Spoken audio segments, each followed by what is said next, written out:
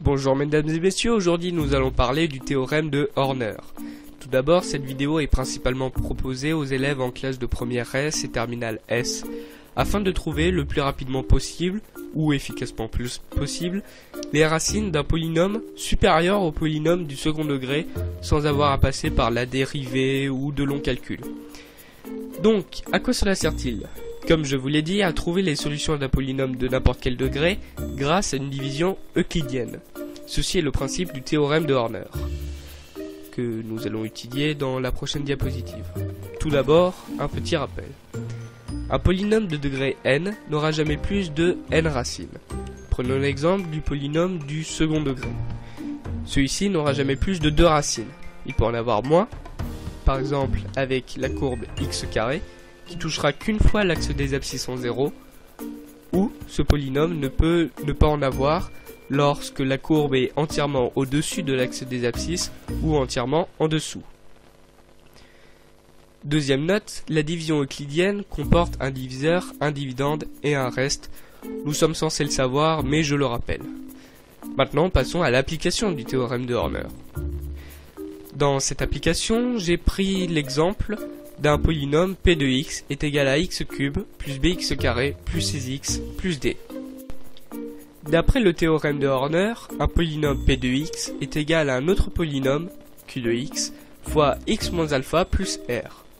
R étant le reste de la division euclidienne de p de x par x moins alpha, q de x étant un polynôme de n'importe quel degré inférieur à celui du degré de p de x, et x moins alpha, un binôme avec alpha qui est l'une des racines de p de x. Prenons pour exemple, p de x est égal à x cube plus 3x carré moins 14x plus 8 et alpha est égal à 2. Le théorème de Horner doit être présenté sous forme de tableau.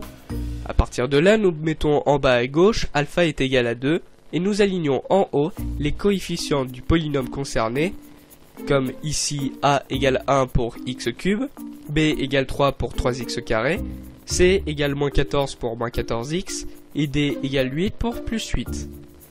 Nous avons aussi alpha égale 2, nous l'avons déjà placé, et à partir de là, nous pouvons commencer à faire la manipulation du théorème de Horner.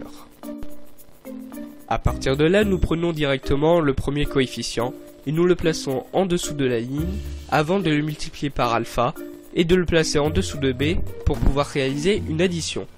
Donc 2 fois 1, 2, 3 plus 2, 5, et nous continuons à faire cet algorithme.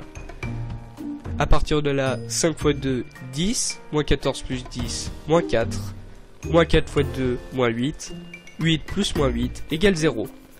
D'après le théorème de Horner, nous obtenons le reste est égal à 0, et la formule p de x est égale à a'x carré, a' étant 1, b'x, b' étant 5, c' moins 4. Donc ce polynôme qui est q de x fois x moins alpha, alpha est égal à 2 et r étant égal à 0, on obtient alors la formule factorisée de p de x à la première étape, on va dire.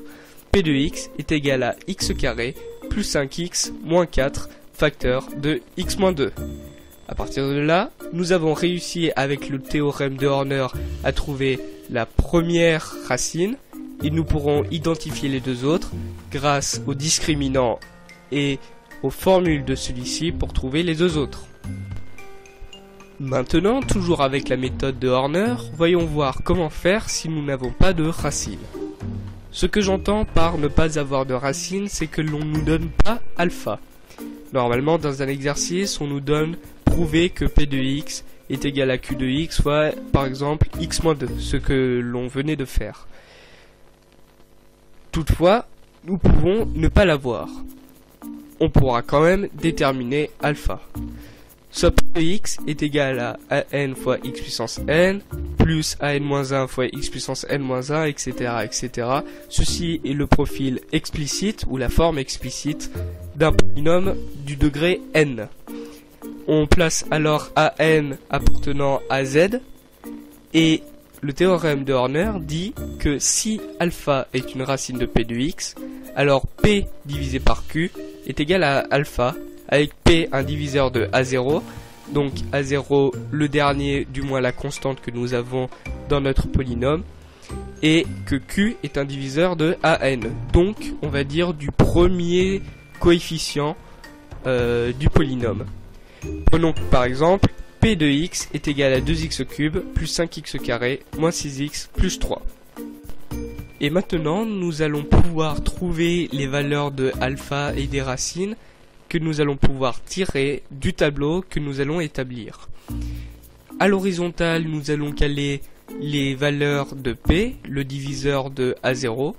Ici, dans notre polynôme 2x cube plus 5x carré moins 6x plus 3, A0 est égal à 3.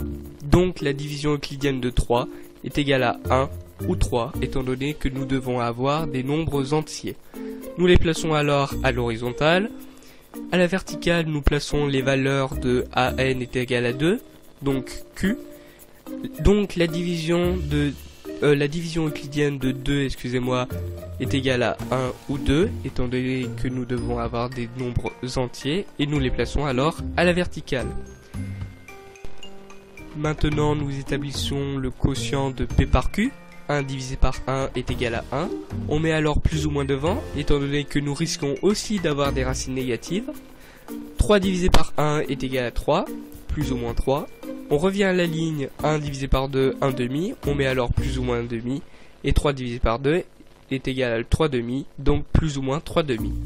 À partir de là, nous avons 8 possibilités d'alpha, donc 8 possibilités de racines, que nous allons utiliser et essayer avec le théorème d'Horner.